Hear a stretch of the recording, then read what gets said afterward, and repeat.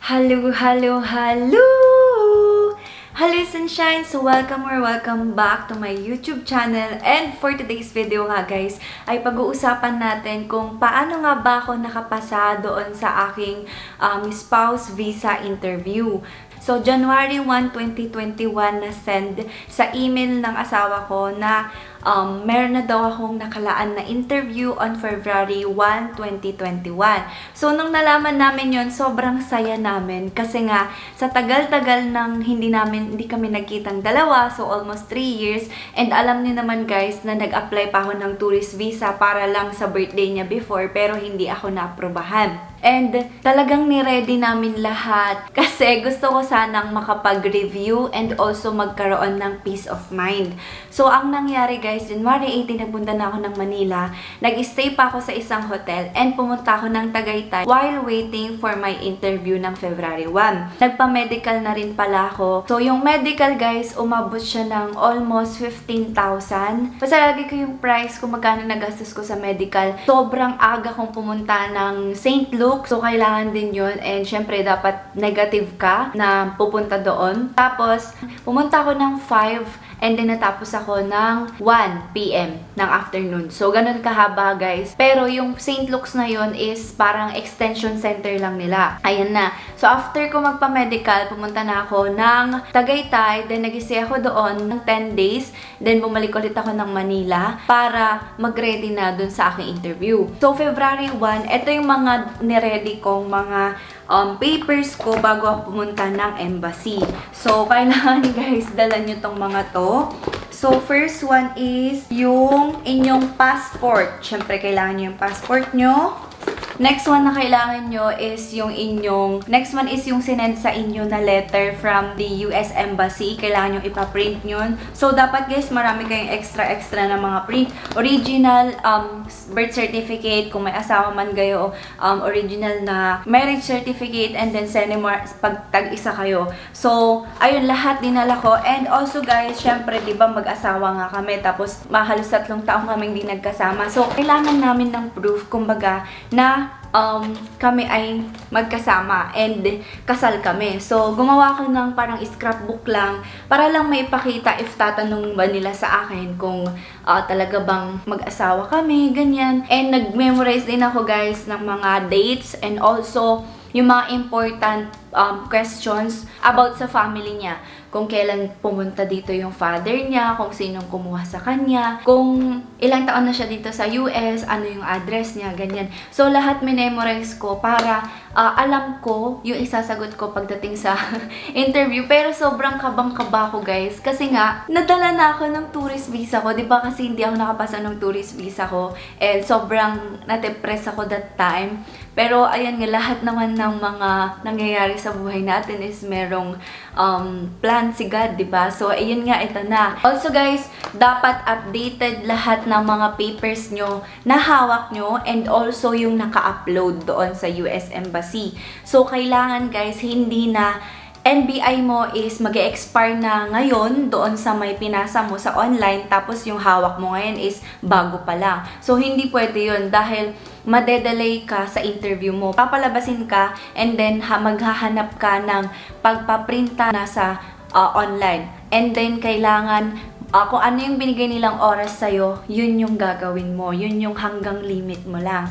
So, ayun na nga, dumating yung February 1. Ang suot ko, guys, is long sleeve na dress and then maxi dress siya. Ang time ko is 7 a.m. and then pinapasok na kami. So, pinakita namin yung letter and with our passport. So, kailangan yun. So, nakaano siya, detach siya dyan.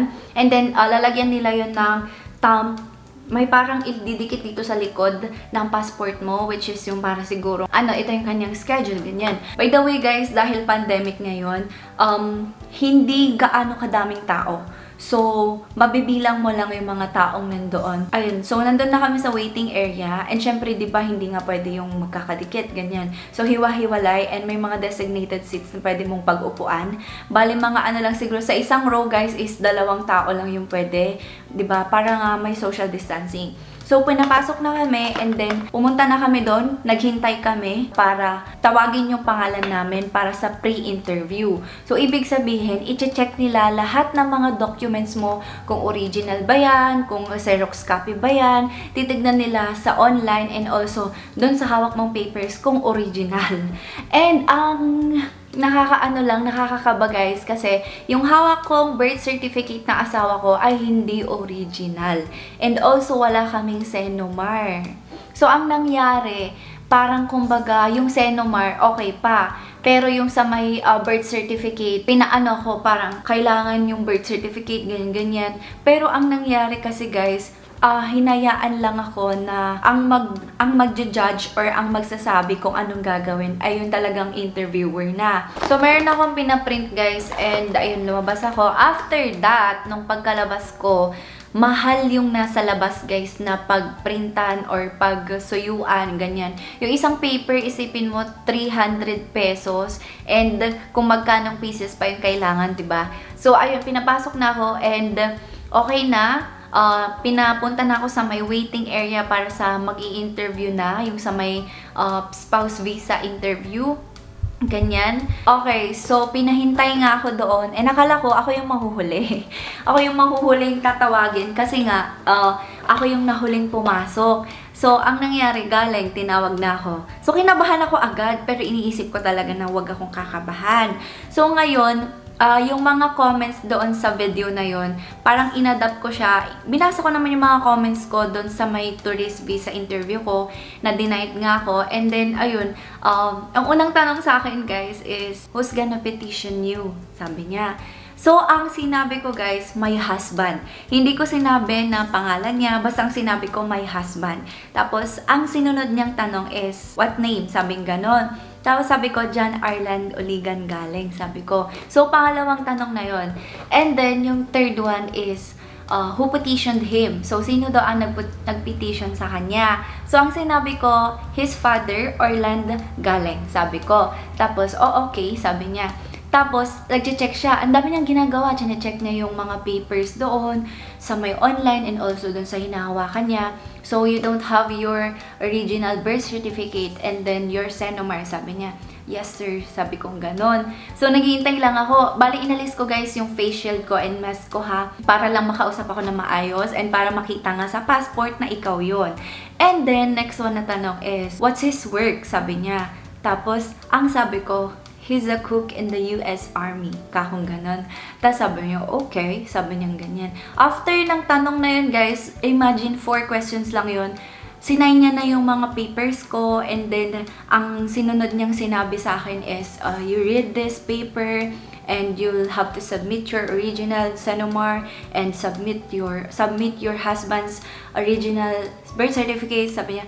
So, ang iniisip ko nun, pasado ba ako or hindi? Parang ganun kasi 'di ba? Hindi naman sinabi kung you're approved or not, parang ganun.